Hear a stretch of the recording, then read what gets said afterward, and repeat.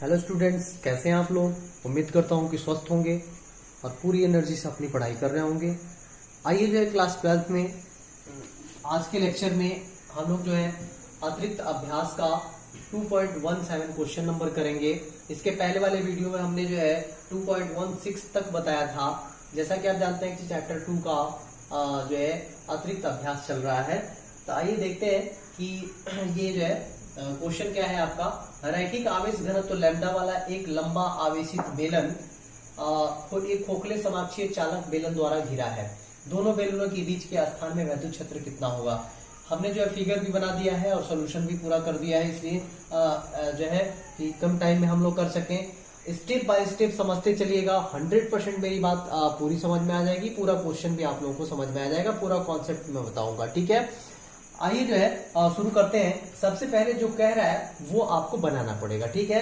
तो आपसे कह रहा है कि रैखिक आवेश घनत्व लैम्डा वाला, यानी कि आवेश घनत्व कितना है जो है एक लंबा आवेशित बेलन का लैम्डा है, ठीक है।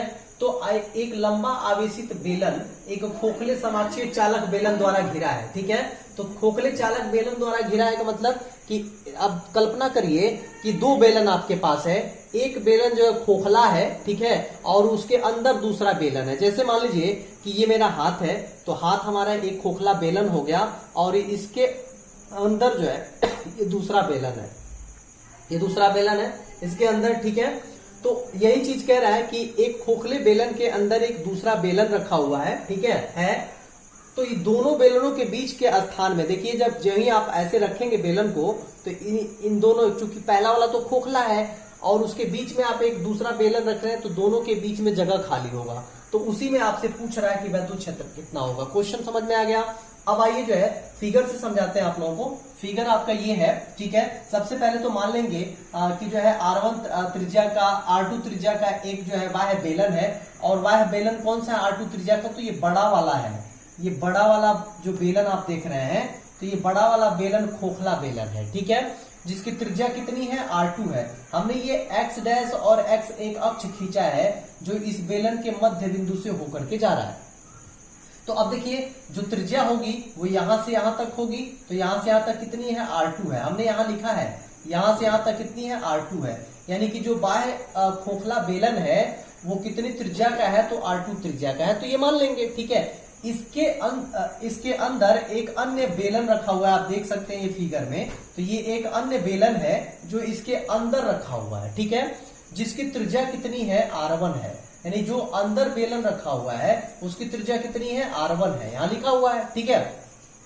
अब उसके बाद से आपको क्या करना है कि भाई ये जो बेलन रखा हुआ है इस खोखले बेलन के अंदर, तो दोनों के बीच में ये जगह खाली है। आप देख सकते हैं कि ये जगह खाली है, तो पूरा अंदर तक जगह खाली होगा। कल्पना करके देखिए, तो जब अंदर तक जगह खाली है तो इसी अंदर वाले जगह में कितना वैद्युत क्षेत्र होगा, यही आपको ज्ञात करना है। तो चलिए जो है इसके लिए, इसके पहले कई बताया जा चुका है कि एक जो है गॉसियन बेलन की कल्पना करते हैं, ठीक है। तो अब जो है यहां से क्या करेंगे कि ये जो है इसके अंदर एक गॉसियन बेलन की कल्पना करेंगे। आप देख सकते हैं जो डॉटेड लाइन से दिखाया गया है टोटली, ठीक है। देखिए ये जो है डॉटेड लाइन से दिखाया गया, ये गॉसियन बेलन है, ये कल्पना किया गया। देखिए लिखा हुआ है गॉसियन बेलन, ठीक है। इस बेलन की लंबाई कितनी है, L है। ये सब कुछ मान लेंगे, सब कुछ माना गया है कि R1 त्रिज्या का एक जो है वह बेलन है, ठीक। R1 त्रिज्या का बेलन R2 त्रिज्या के बेलन से घिरा है, ठीक है। यानी कि R1 त्रिज्या का बेलन R2 त्रिज्या के बेलन से क्या है, घिरा हुआ है। जो फिगर है वही यहाँ पे लिखा भी गया है, ठीक है। R त्रिज्या के एक गॉसियन बेलन की कल्पना करते हैं। अब देख लीजिए, जो ये आप गॉसियन बेलन की कल्पना कर रहे हैं तो इसकी त्रिज्या कितनी है, R है माना गया है। यानी कि इस बेलन के चारों तरफ गॉसियन बेलन की आप कल्पना कर रहे हैं जिसकी त्रिज्या कितनी है, R है। ये भी मान लिया गया है, ठीक है। अब जो है बेलन, आंतरिक बेलन पर कितना आवेश है, तो Q आवेश है। ये जो अंदर बेलन रखा हुआ है इस पर कितना आवेश है, तो इस पर जो है +Q आवेश है, ठीक है।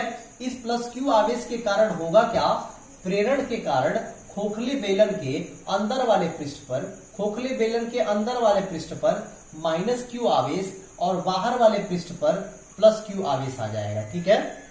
यानी कि अंदर वाले पृष्ठ पर, फिर से समझिए, इस खोखले जो बड़ा वाला खोखला बेलन है, ठीक है, इसके अंदर वाले पृष्ठ पर माइनस आवेश, माइनस क्यू आवेश, और बाहर वाले पृष्ठ पर प्लस क्यू आवेश आ जाएगा, ठीक है।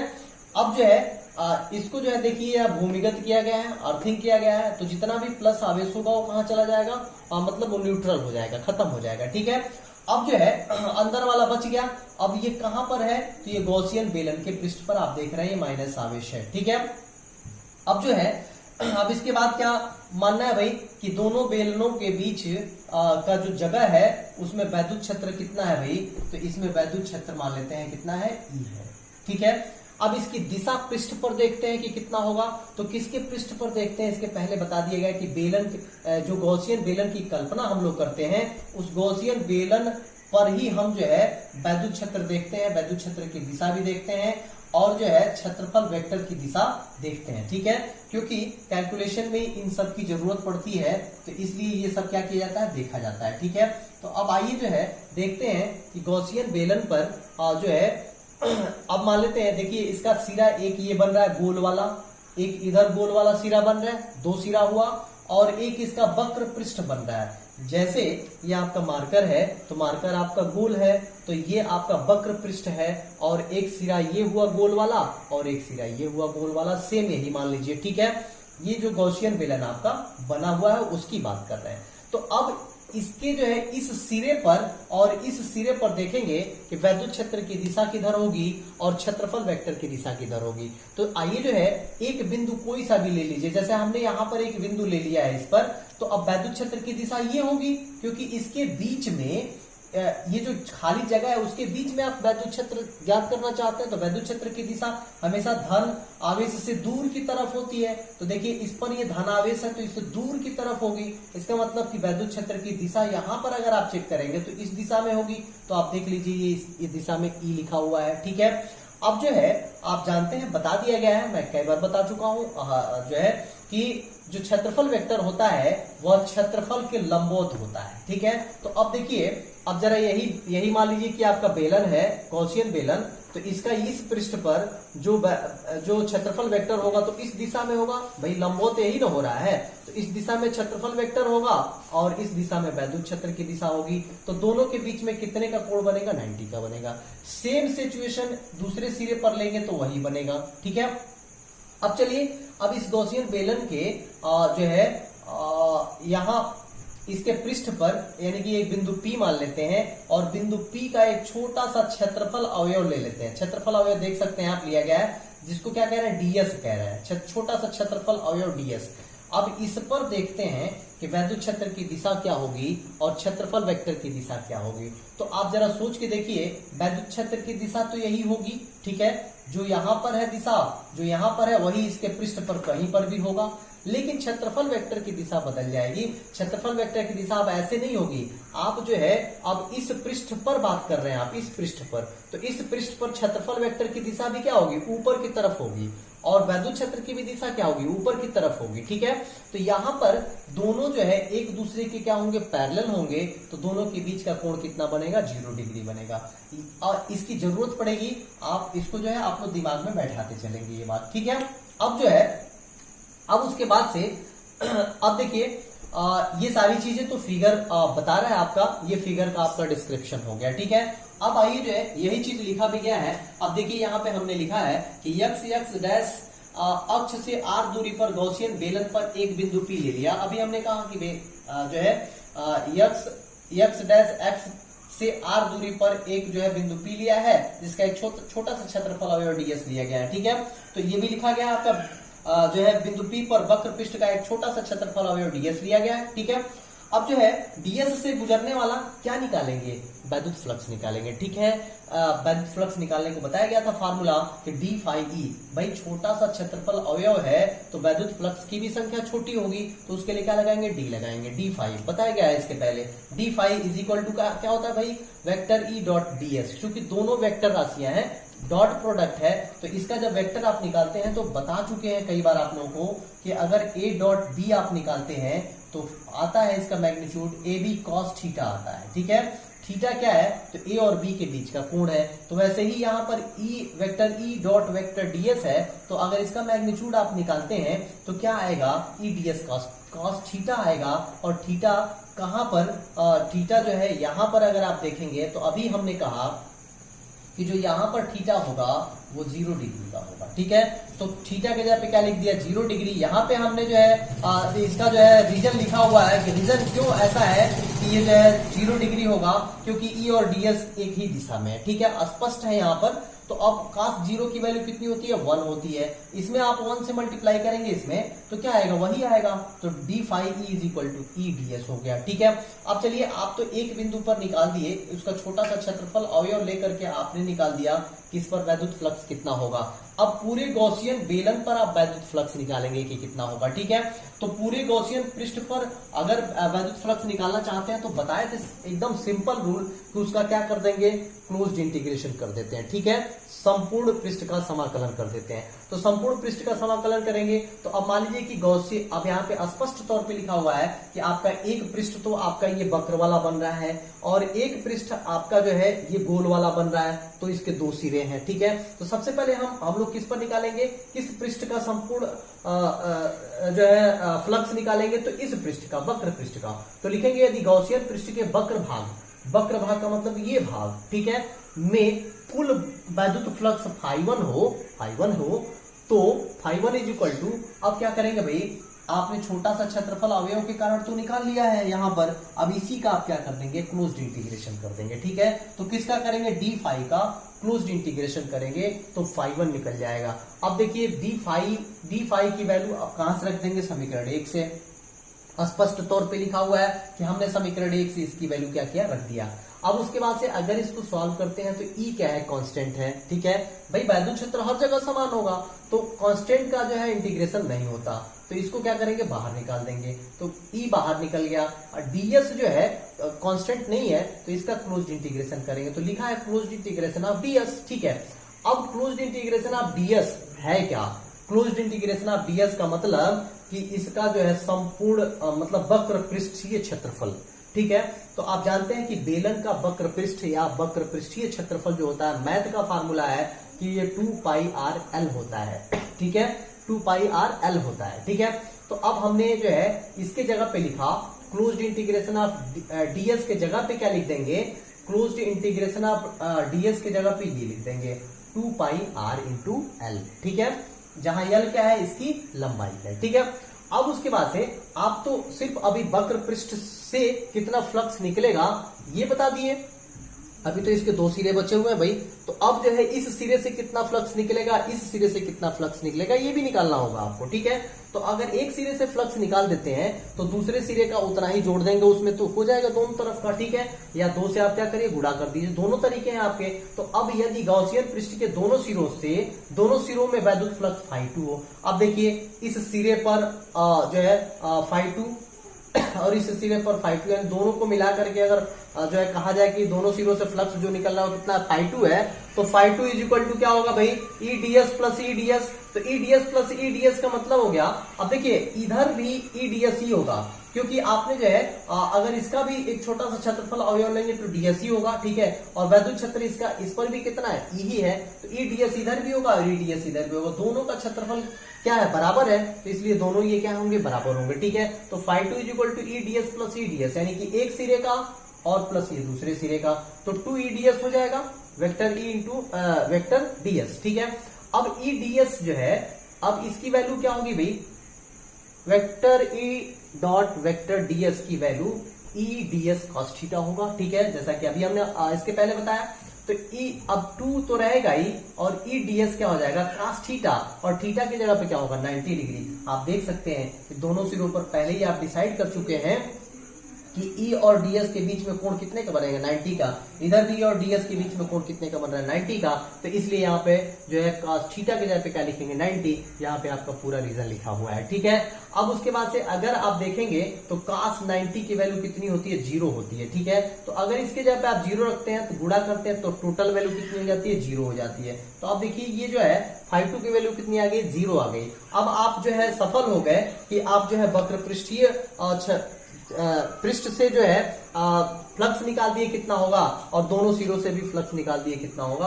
अब टोटल अगर आप निकालना चाहें तो दोनों को जोड़ दीजिए, भाई वक्र पृष्ठ से कितना निकल रहा था, दोनों सिरों से कितना निकल रहा था, तो टोटल जोड़ दीजिए। तो अतः संपूर्ण, अब लिखेंगे ना कि अतः संपूर्ण गॉसीय पृष्ठ से गुजरने वाला कुल विद्युत फ्लक्स, भाई ये संपूर्ण जो है गॉसियन पृष्ठ से कितना विद्युत फ्लक्स निकल रहा है, तो संपूर्ण से अगर मान लेते हैं कि फाई है तो phi is equal to phi 1 plus phi 2 हो जाएगा। फाई 1 की वैल्यू रख दीजिए आप समीकरण नंबर 2 से, और फाई 2 की वैल्यू रख दीजिए यहां से आप, ठीक है। फाई 2 की वैल्यू 0 रख दीजिए, ठीक है। तो अब देखिए E और 2 पाई RL है, फाई 1 की जगह पे रख दिया और फाई 2 की जगह पे 0 रख दिया, तो कुल मिला के E और ब्रैकेट ऑफ 2 पाई RL होगा, तो फाई की वैल्यू E और 2 पाई RL आ गया, समीकरण नंबर 3 मान लीजिए, ठीक है। अब इसके पहले कई बार हम करा चुके हैं कि इसकी तुलना किससे कर देते हैं, गॉस के प्रमेय से कर देते हैं, गॉस के नियम से कर देते हैं। आप याद करिए कि गॉस के नियम क्या बताया गया था, phi is equal to Q upon epsilon naught बताया गया था, ठीक है। आप कंफ्यूज नहीं होंगे, अगर जो है वहां पर हम अगर फाई ई लिखे होंगे तो कंफ्यूज नहीं होइएगा, बात एक ही है, ठीक है। चाहे फाई ई लिखा हो या सिर्फ फाई लिखा हो, बात एक ही है। तो यहाँ phi is equal to Q अपन क्या होगा, एप्सिलॉन नॉट होगा गॉस के नियम से, ठीक है। अब जो है, अब ये समीकरण 3 और इसको मान लेते हैं समीकरण 4, समीकरण 3 और 4 की तुलना कर दीजिए, तो ये भी फाई की वैल्यू है और ये भी फाई की वैल्यू है, तो इन दोनों को आपस में बराबर कर दीजिए। तो यहाँ समीकरण 3 व 4 से इसके बराबर ये हो जाएगा आपका, ठीक है। तो E और bracket of 2 pi RL is equal to Q upon epsilon naught होगा। तो E की वैल्यू यहां से निकालनी है, क्योंकि आपको टारगेट दिया गया है कि दोनों बेलनों के बीच के स्थान में वैद्युत क्षेत्र ज्ञात करिए। वैद्युत क्षेत्र का मतलब E का मान ज्ञात करना है आपको, ठीक है, E का मान ज्ञात करना है। अब यहाँ से E का मान निकालिए सिंपली, तो इससे डिवाइड कर दीजिए इधर, तो जब इसे डिवाइड करेंगे तो अब देखिए Q अपान 2 पाई RL इंटू ये जो है एप्सिलॉन नॉट होगा, ठीक है। अब जो है आप जानते हैं कि Q की वैल्यू जो होती है, Q क्या है, तो ये जो है आवेश है, और आवेश घनत्व तो अगर आप निकालते हैं तो लैम्डा इंटू एल आएगा। क्यों, क्योंकि आवेश घनत्व तो आपका क्या आ रहा है, आपका दे रहा है लैम्डा, तो कुल आवेश कितना हो जाएगा, लैम्डा इंटू एल हो जाएगा। अब आप कहेंगे ऐसा क्यों, तो भाई आवेश घनत्व तो आपका है जो है लैम्डा, तो लंबाई कितनी है इसकी, यल है, तो पूरे लंबाई में आवेश की मात्रा कितनी होगी, तो लंबाई में आवेश घनत्व से क्या करेंगे, गुणा कर देंगे। तो यानी कि क्यू की जगह पे हम क्या लिख सकते हैं, लैम्डा इंटू एल लिख सकते हैं, ठीक है। और यहाँ पर जो है आप लिख सकते हैं since Q is equal to lambda into L होगा, ठीक है। और लैम्डा इंटू एल जब ही रखेंगे तो यल से यल कट जाएगा, तो लैम्डा अपान देखिए 2 पाई R और एप्सिलॉन नॉट होगा। तो इसको सिस्टमेटिक तरीके से हमने लिख दिया है 2 पाई, इसके बाद से एप्सिलॉन नॉट हमेशा आता है, तो 2 पाई एप्सिलॉन नॉट और R को इधर लिख दिया। तो इस तरह से ये निकल के आ गया आपका कि इस जो है जो खोखला बेलन है और जो इसके अंदर बेलन रखा हुआ है उसके बीच वाले स्थान में वैद्युत क्षेत्र कितना होगा, तो उसके बीच वाले स्थान में वैद्युत क्षेत्र E is equal to lambda upon 2 pi epsilon naught into R होगा। तो ये मुझे उम्मीद है कि 100% आपको पूरा कॉन्सेप्ट समझ में आया होगा आप लोगों को। अगर इसमें कोई दिक्कत होता है तो हमें कमेंट बॉक्स में जरूर लिखिए।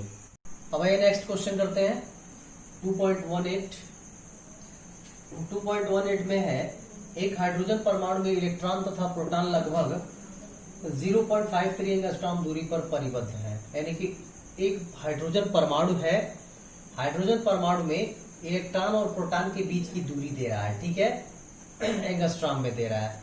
तो पूछ रहा है आपसे कि निकाय की स्थितिज ऊर्जा इलेक्ट्रॉन वोल्ट में परिकलन कीजिए, ठीक है। निकाय कौन सा, यानी कि इलेक्ट्रॉन और प्रोटॉन जो हाइड्रोजन के अंदर है तो एक तरह का निकाय हुआ, तो उसमें जो है आप स्थितिज ऊर्जा बता दीजिए उसका कितना होगा, ठीक है। प्रोटॉन से इलेक्ट्रॉन के मध्य की अनंत दूरी पर स्थितिज ऊर्जा को शून्य माना गया। अब देखिए प्रोटॉन से इलेक्ट्रॉन के मध्य की अनंत दूरी पर, जैसे मान लीजिए कि प्रोटॉन कहीं यहाँ पर है और इलेक्ट्रॉन कहीं यहाँ पर है, तो इसके बीच में दूरी ज्यादा है। अनंत क्यों कहा जा रहा है, तो इलेक्ट्रॉन भी बहुत छोटा कण है, इलेक्ट्रॉन भी बहुत छोटा कण है और प्रोटॉन भी बहुत छोटा कण है, तो इसके बीच की जो दूरी होगी वो क्या होगी, मतलब उसी को कह रहा है कि अनंत दूरी पर है, ठीक है, क्योंकि इनके आकार की तुलना में इनके बीच की दूरी ज्यादा है, तो इसलिए जो है अनंत दूरी पर माना जा रहा है स्थितिज ऊर्जा क्या है, शून्य है, ठीक है। दूसरा कह रहा है कि इलेक्ट्रॉन को स्वतंत्र करने में कितना न्यूनतम कार्य करना पड़ेगा, इलेक्ट्रॉन को अगर हाइड्रोजन परमाणु से निकालना हो तो कितना कार्य करना पड़ेगा, ठीक है। इसके लिए आपको कंडीशन दे रहा है कि यदि यह दिया गया है कि इसकी कक्षा में गतिज ऊर्जा A का, यानी कि A की स्थितिज ऊर्जा के परिमाण का क्या हो, आधा हो। ठीक है, ऐसे ही तीसरा क्वेश्चन आपसे पूछा जा रहा है। तो आइए एक एक करके सॉल्व करते हैं। सबसे पहले तो लिखेंगे कि भाई इलेक्ट्रॉन और प्रोटॉन के बीच की जो दिया है उसको लिख लीजिए, इलेक्ट्रॉन और प्रोटॉन के बीच की दूरी। तो लिख लिया इलेक्ट्रॉन और प्रोटॉन के बीच की दूरी r मान लेते हैं। ठीक है, small r is equal to 0.53 angstrom. Angstrom को आप मीटर में चेंज करेंगे तो 10 का पावर -10 से क्या करना पड़ेगा, मल्टीप्लाई करना पड़ेगा। ठीक है, तो ये हो गया आपका मीटर में। अब जो है प्रोटॉन का आवेश लिखिए और इलेक्ट्रॉन पर कितना आवेश होता है ये लिखिए। तो प्रोटॉन पर आवेश आप जानते हैं कि ये जो है 1.6 इंटू 10 का पावर -19 कूलम होता है प्लस के साथ, और इलेक्ट्रॉन पर इतना ही आवेश होता है लेकिन माइनस में होता है, -1.6 इंटू 10 का पावर -19 कूलम। ठीक है, अब चूंकि जो है क्या निकालना है, स्थितिज ऊर्जा निकालना है, तो इसमें इसकी जरूरत पड़ेगी, आवेश की जरूरत पड़ती है। ठीक है, तो अब जो है अब पहला क्वेश्चन करते हैं, निकाय की स्थितिज ऊर्जा निकालते हैं किसमें, इलेक्ट्रॉन वोल्ट में। तो सबसे पहले तो जूल में निकलेगा और उसको इलेक्ट्रॉन वोल्ट में चेंज करने के लिए 1.6 इंटू 10 का पावर -19 कूलम से क्या करना पड़ेगा, भाग करना पड़ेगा। ठीक है, तो आइए जो है निकाल के देखते हैं। प्रोटॉन और इलेक्ट्रॉन के मध्य अनंत दूरी पर अगर स्थितिज ऊर्जा शून्य माना जा रहा है, इनके बीच में अनंत दूरी पर स्थितिज ऊर्जा अगर शून्य माना जा रहा है, तो इस केस में अगर हम विभव ऊर्जा हम लोग निकालें कि दोनों के बीच में विभव ऊर्जा कितना होगा, तो विभव ऊर्जा बराबर अनंत पर कितना विभव है और r दूरी पर कितना। r दूरी पर विभव का मतलब ये हुआ कि 0.53 एंगस्ट्रॉम की दूरी पर विभव कितना हुआ, हम माइनस कर देंगे तो निकल जाएगा विभव ऊर्जा कितना होगा इन दोनों के बीच में। ठीक है, तो विभव ऊर्जा निकालिए, अनंत पर विभव और r दूरी पर विभव। r दूरी पर विभव का मतलब 0.53 दूरी पर, तो अनंत पर विभव कितना है, शून्य है। पहले ही कह रहा है कि जो है जबकि प्रोटॉन से इलेक्ट्रॉन के मध्य अनंत दूरी पर स्थितिज ऊर्जा का मतलब एक तरह का ये भी क्या है, विभव ही है। ठीक है, तो ये कितना है, शून्य माना गया, तो ये कितना हो गया, शून्य हो गया आपका। ठीक है, और बाकी r दूरी पर विभव का जो फार्मूला होता है तो 1/4 पाई एप्सिलॉन नॉट याद करिए, Q1 Q2 अपन क्या होता है, r होता है, फार्मूला होता है ये। यहाँ पर दो आवेश है तो Q1 Q2 अपन क्या लिखेंगे, r लिखेंगे। अब यहाँ पर 1/4 पाई एप्सिलॉन नॉट की वैल्यू तो 9 इंटू 10 का पावर 9, ये माइनस यहाँ लग गया। ठीक है, Q1 की वैल्यू 1.6 इंटू 10 का पावर -19 कूलम, Q2 की वैल्यू 1.6 इंटू 10 का पावर -19 कूलम, यहाँ पे लिखा हुआ है आपका। ठीक है, और अपन r की दूरी हो गई, r की वैल्यू हो गई 0.53 इंटू 10 का पावर -10, आप यहाँ से लिख देंगे। ठीक है, अब इसको कैलकुलेट अगर करेंगे तो 1.6 में 1.6 से मल्टीप्लाई किया जाएगा तो 2.56 आता है। ठीक है, तो 9 इंटू, देखिए यहाँ पे लिखा हुआ है विभव ऊर्जा बराबर 9 इंटू 1.6 में 1.6 से मल्टीप्लाई करेंगे तो 2.56 होगा, और ये देखिए 10 का पावर -19, 10 का पावर -19 जुड़ेगा तो 10 का पावर 38 -38 होगा, और इसमें से 10 का पावर माइनस यानी कि 9 घटा देंगे अगर -38 में से।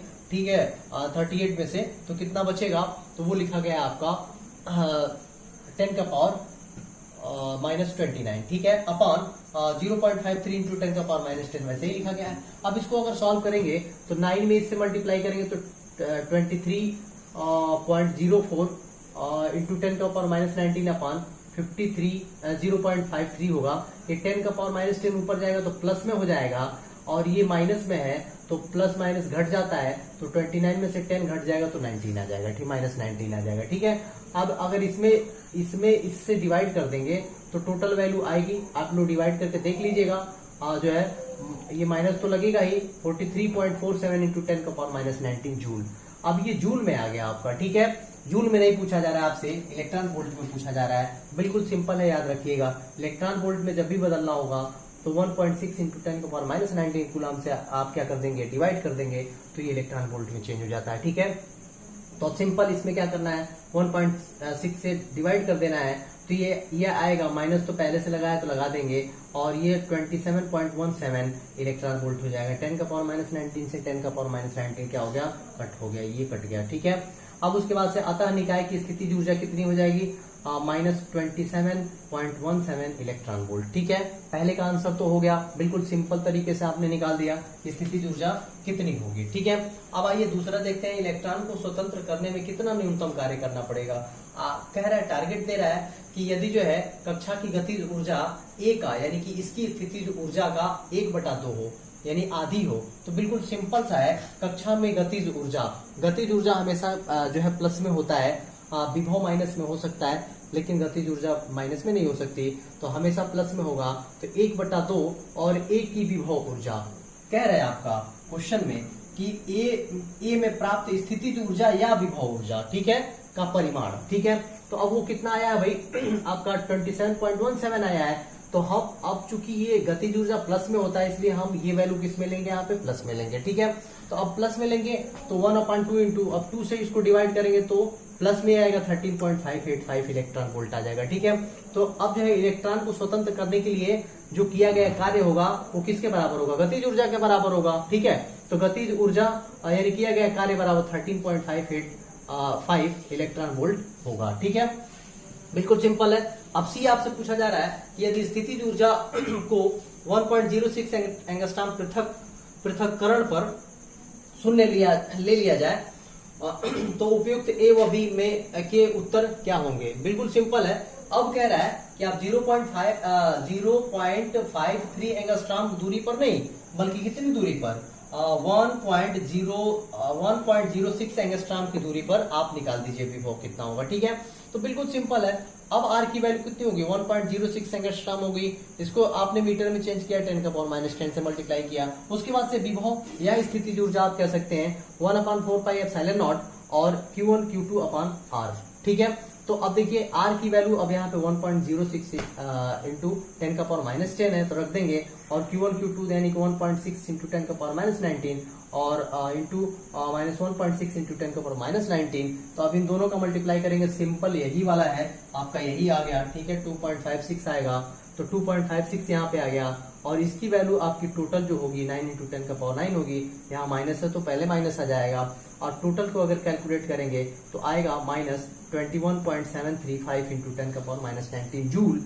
और आपको किस में बताना है, इलेक्ट्रॉन वोल्ट में बताना है, तो बिल्कुल सिंपल है। 1.6 इंटू 10⁻19 कूलम से क्या कर देंगे, डिवाइड कर देंगे, तो ये निकल के आ जाएगा इलेक्ट्रॉन वोल्ट में इतनी वैल्यू आ जाएगी। इसमें 1.6 से मल्टीप्लाई कर देंगे तो 1.6 इंटू 10⁻19 से डिवाइड कर देंगे, तो ठीक है। तो अब यही जो आपका माइनस जो है 13.58 आया, ये स्थितिज ऊर्जा निकल के आ गई। अब उसके बाद से निकाय की विभव ऊर्जा कितनी हो जाएगी, निकाय की विभव ऊर्जा जो है कितनी दूरी पर शून्य लिया जा रहा है, तो 1.06 एंगस्ट्रॉम पृथक्करण पर शून्य लिया जा रहा है। तो जब इस पर शून्य लिया जाएगा तो स्थितिज ऊर्जा कितनी हो जाएगी, तो ये जो है जो आपका ये पहले आया था विभव ऊर्जा कितनी आई थी, -27.178 इलेक्ट्रॉन वोल्ट में से। भाई इसके पहले आपने क्या किया, अनंत पर शून्य था, अब तो नहीं है ना, अब तो मतलब कि 1.0506 पर कितना लिया जा रहा है, शून्य लिया जा रहा है, ठीक है। तो अब यहाँ पर आप जब देखेंगे तो -27.17 माइनस और माइनस ये हो जाएगा आपका, ये वैल्यू आपकी यहाँ पे निकल लिख के आएगी। अब इसको अगर कैलकुलेट करेंगे तो -13.59 इलेक्ट्रॉन वोल्ट के बराबर आता है। तो इसका ये जो है आपका ये सी का आंसर हुआ। तो मुझे उम्मीद है कि 100% ये दोनों न्यूमेरिकल आप लोगों को समझ में आया होगा। फिर से आप लोग अपने मन से रिवाइज करिएगा। कोई भी अगर कंफ्यूजन होता है तो हमें कमेंट बॉक्स में जरूर लिखिए, और जो है पूरी एनर्जी से पढ़ाई करिए। चैनल को ज़्यादा से ज़्यादा शेयर करिए और सब्सक्राइब करिए, ताकि जो है आपको लाभ मिल सके। जब भी मैं वीडियो अपलोड करूं तो तुरंत नोटिफिकेशन आप लोगों को मिल सके। ढेर सारी शुभकामनाएं, धन्यवाद।